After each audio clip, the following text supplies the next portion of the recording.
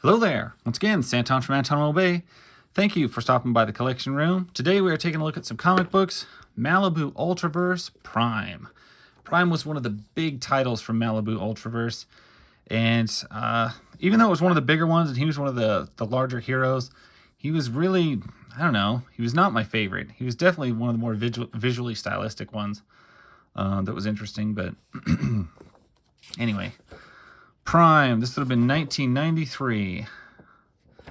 So the reason why Prime looks the way he does, which is your atypical childish superhero, is because, well, Prime is a 13-year-old kid, and this is what he believes a hero should look like. So that is, and so when he forms the body that makes Prime, that's what it looks like. He can change how Prime looks, which is kind of neat. Because later issues he changes how Prime appears. There's Hardcase, a much better hero.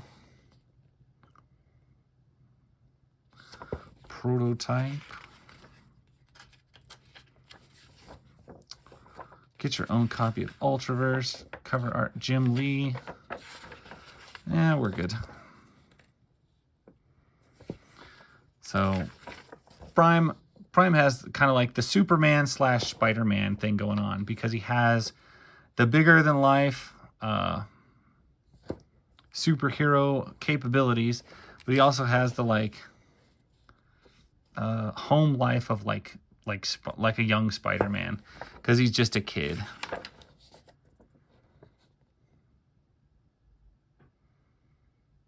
And he's melting.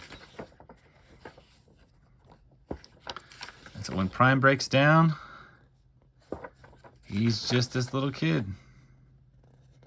And it's gross.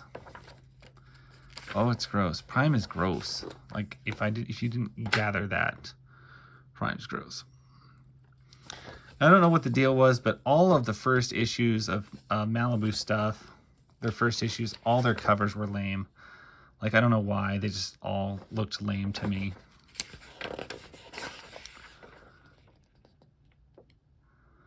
And I'm sure his mom wants to know why he comes home all covered in slime and naked.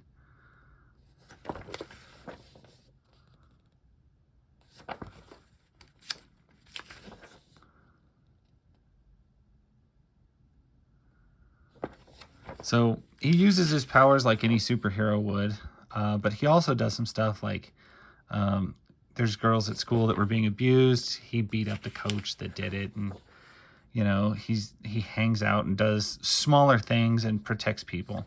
And he also loves this girl named Kelly, which is awkward when he looks like Prime, because he looks like a, I don't know, 25, 30-year-old dude hitting on a high school girl. It's very awkward because he's not 35. He's really just 13.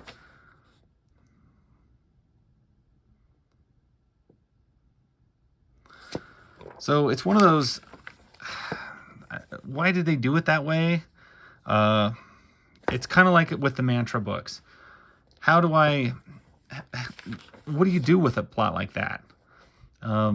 Yeah, of course, if you were a superhero, you'd want to save your high school girlfriend or your 13-year-old sweetheart that you had a crush on. But if you look like a 35-year-old dude, that's creepy. And I don't think that was an analogy, just like I don't think the books with Mantra were an analogy. I think they were just trying to come up with weird ideas, and they kept running into these weird things. Like, that makes a, well, it's a cool concept, but once you hit a wall real quick with it, as far as where do I go with that aspect of the story. I remember one of the weirder parts was when Prime meets the president, and he's like going, and he just starts talking to Chelsea Clinton when Chelsea Clinton was 16. And everybody's like, why is he chatting with the president's daughter? That looks kind of weird. You know, but it makes sense because he's like just a little kid at the time. I don't know.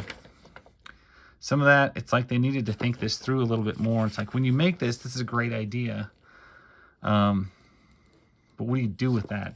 I know like Billy Batson has that issue, but I don't recall him ever like needing to like hit on other 13-year-old girls while he was Billy Batson. So maybe it was something weird going on at Ultraverse over there, but it's certainly stuff I never really noticed until the modern era. Because it used to just be cool plot devices. I forgot to mention that I do think this Prime art is pretty dang good.